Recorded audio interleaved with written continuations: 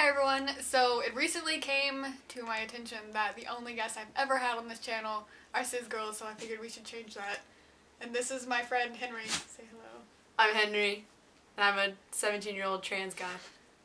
And what we're going to do today is talk about gender euphoria. Yeah! Your favorite subject. Most definitely. Of course. There are different types of like gender dysphoria and body dysphoria. Do you know what the difference is between gender dysphoria and body dysphoria? Sorta. I think I have more. I guess I have both. My Gender dysphoria would mean when you're not feeling comfortable with your gender identity. Body dysphoria is when you're not comfortable with your body. So like if someone keeps calling you by your birth name or by the wrong pronouns, that's gender dysphoria. Okay. Body dysphoria would be when you're looked at and you're like, this isn't right. Okay, so I have both. Yeah. There we go. Yeah. That works. And so like, how would you suggest people deal with body dysphoria? How do you deal with body dysphoria? I own a binder. They compress your chest, make your chest look smaller. I own one of those, and those work really well for top dysphoria. Bottom dysphoria, I don't really have that much. I don't know why. Some people have more bottom dysphoria than top dysphoria. It just depends on who you are. I never had bottom dysphoria. I don't shave my underarms. I don't shave my legs. Someone told me to shave my face, but I was like, I don't have any hair on my face to shave. That wouldn't work. I don't know. I wear men's clothes. That helps a lot. I wear boxers. That's cool. You can just walk around your house in boxers. That's pretty sweet. That's pretty much all I can really do at this point until I have testosterone and funds to do top surgery and stuff like that. With that in mind, you have a GoFundMe. I have a GoFundMe. Yes. I have $25 in it. And who donated those $25? You did, my love. I donated those $25. Basically, the GoFundMe account is for him to raise money for what all does it entail? Top surgery? My top surgery, I turned 18 in the end of the year in November, so I don't know if I'm going to be on my parents' insurance or not anymore. So the money would go to endocrinologists, therapists, paying money for testosterone if I get the opportunity to grasp onto that. Now, what do you do with, like, in terms of gender dysphoria? People that are willing, or people that really understand and actually care, will call you by whatever preferred name you choose. I chose Henry. Miss Burnside doesn't like it, but I get called Franklin. I don't know. So, preferred name and pronouns, male pronouns. Now, what do you do when someone doesn't call you by the right pronouns? Do you usually correct them? If you're outside of them. Yeah, if they know, then I'll correct them. If they don't know, it just depends on the person, I guess. Like, I've seen people call me by my legal birth name and use female pronouns, and sometimes it doesn't bother me. I guess it just depends on the person. Like, I have those people that have known me for years, and it's just really awkward, I guess, for them. I know I'm kind of like the same way. If someone's known me if they knew me before I came out, like, even to myself, then it doesn't really bother me if they call me by my birth name or pronouns or whatever, because it's kind of just like, I mean, it's nice when they use their names. It's nice. But at the same time, it doesn't bother me if they don't, because at the same time, it's like, I'm so used to them calling me by that. Like, it's not even always just that they're used to calling me by my birth name or whatever. Sometimes it's just the fact that I'm used to them calling me by their birth name, so it doesn't bother me. Yeah, exactly. Yeah. I know that's something that's big, is like, oh, I'm used to calling you by your birth name. It's like, well, please don't be trying to change. Yeah. But the best thing ever, though, oh my gosh, shout out to my wonderful, amazing girlfriend. She corrects everybody all the time. Like, if someone says my birth name or the wrong pronouns, she's on them like that, and it makes me, oh, she's amazing. I can't even. Okay. Makes you fun. Oh my god. Anyway, so that happens. You know, body dysphoria and gender dysphoria are different for everyone. Of course. So, like, what's body dysphoria for someone who is female to male transgender? It could be different for someone who is, like, male to female transgender or is non-binary or something. So, I guess I would think that someone who was male to female, their dysphoria would be not having a chest, or not having like a curves of a woman does, or You know, you had the body dysphoria about being short, and I know that yes. Oh my gosh. It's a thing with trans girls that they kind of have body dysphoria for being tall. Exactly. And like I think another one for that can work either way is not having a deep enough voice or having too deep of a voice for male to female, female to male. Voices are like a really, really big thing. I try so hard to make my voice sound deep. I try. You know, but your voice, generally, I think you're pretty lucky that your voice generally sounds very, like, neutral and low. I have a very raspy voice sometimes, too.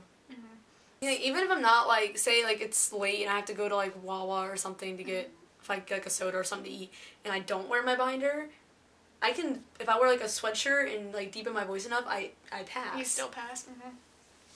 Baggy clothes if you can't afford a binder. Yeah, baggy clothes are your friends. Sports bras. Don't wear more than, like, 2, though. It's probably not okay.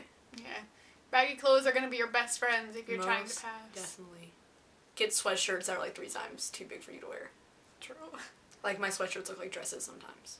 I know that, if you have unsupportive parents that don't want to buy you, like, the clothes that you feel comfortable in, one thing you can always go with is a gender-neutral t-shirt, because if you look, like, if you see, it's still pretty baggy in ways, and you're not going to feel too gender dysphoric if you wear, like, a regular t-shirt. So I came out to my parents as gay. I was gay.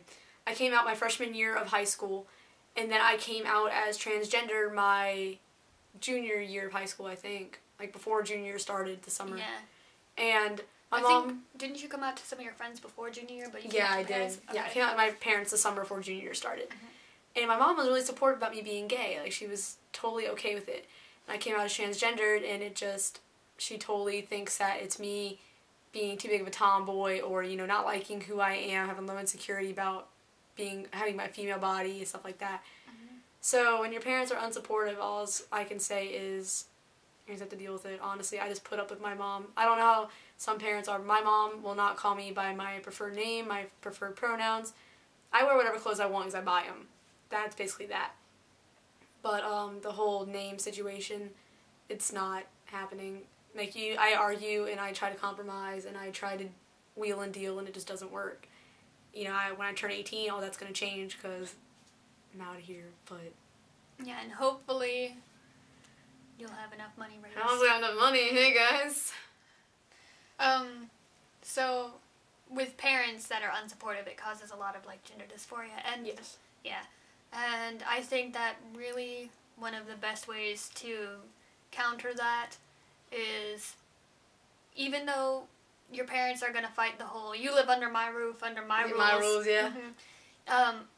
What I do is, because I know that if you guys already saw my coming out as transgender, agender video, that was to my mom, but my dad is really, really unsupportive about it, and that was kind of like, I don't know, it was assumed that he would be unsupportive of it, but, what I suggest, just like what Henry said, is that sometimes it seems like you're just going to have to tolerate it, but I say that the way to, like, get through that is whenever you're alone is to make sure you remind yourself that you're going to be able to turn 18 someday. You're going to be able to move out someday. Magic number. Yeah, even if, like, what they always say about bullies is, like, in high school, you're never going to have to see these people again. It's the same way with your parents, and I know that sounds kind of, like, a little bit more emotional, since some people are like, but they're your parents, shouldn't you like spend time with them later in life and visit them and stuff? And it's like, you don't have to if they make you uncomfortable.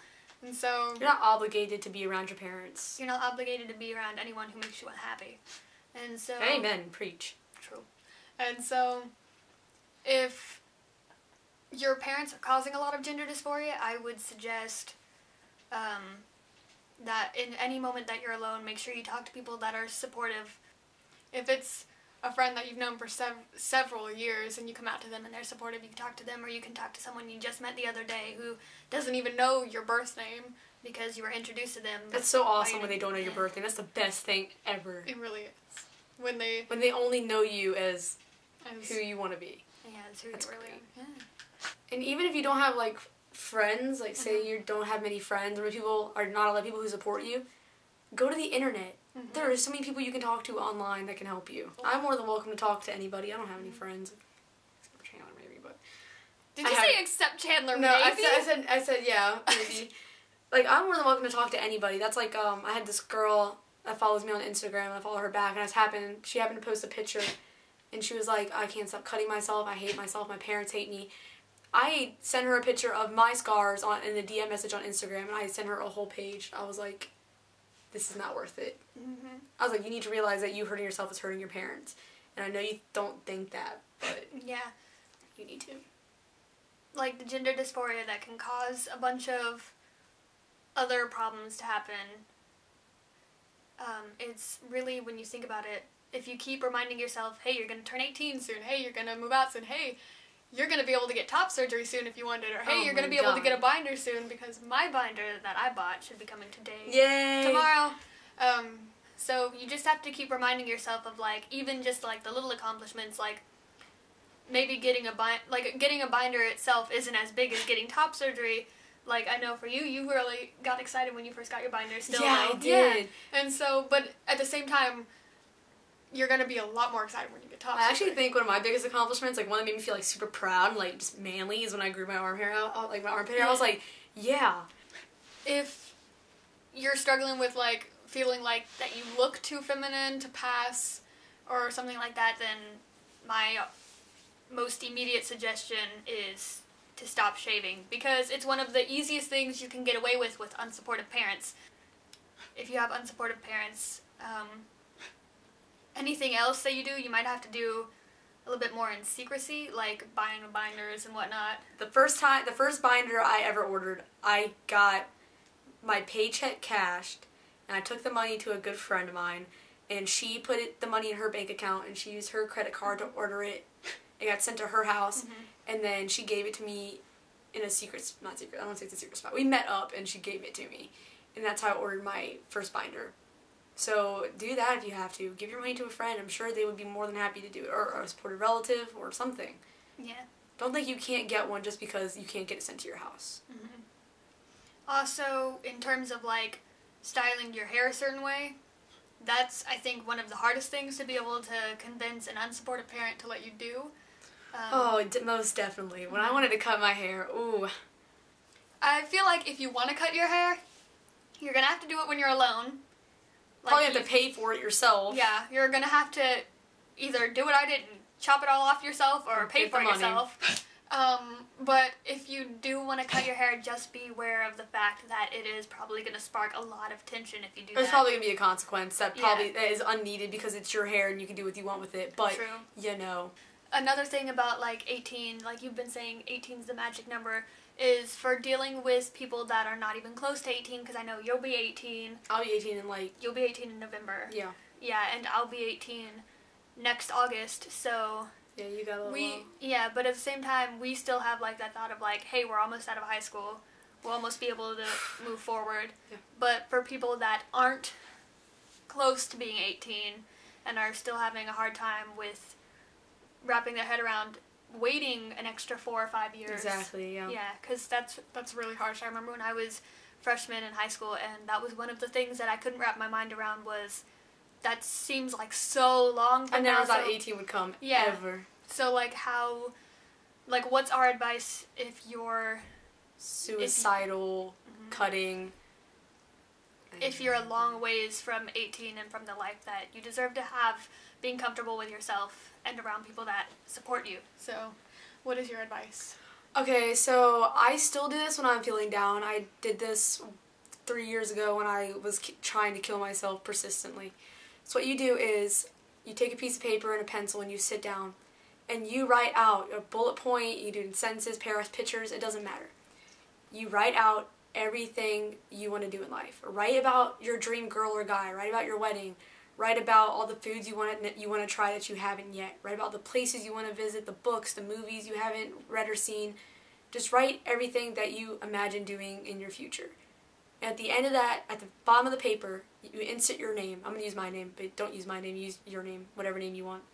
Write, now, Henry, how are you going to do all these amazing things if you're dead? And when you write that, it's going to hit you hard, and it's going to make you think that you can wait because you're going to do all these great things. So please never give up on yourself. I'm going to start crying. Please never give up on yourself.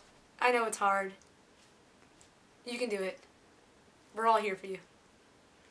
Like he said before with Instagram, you can message him on Instagram if you need him. You can message me on Instagram. I read all of the comments on my YouTube page.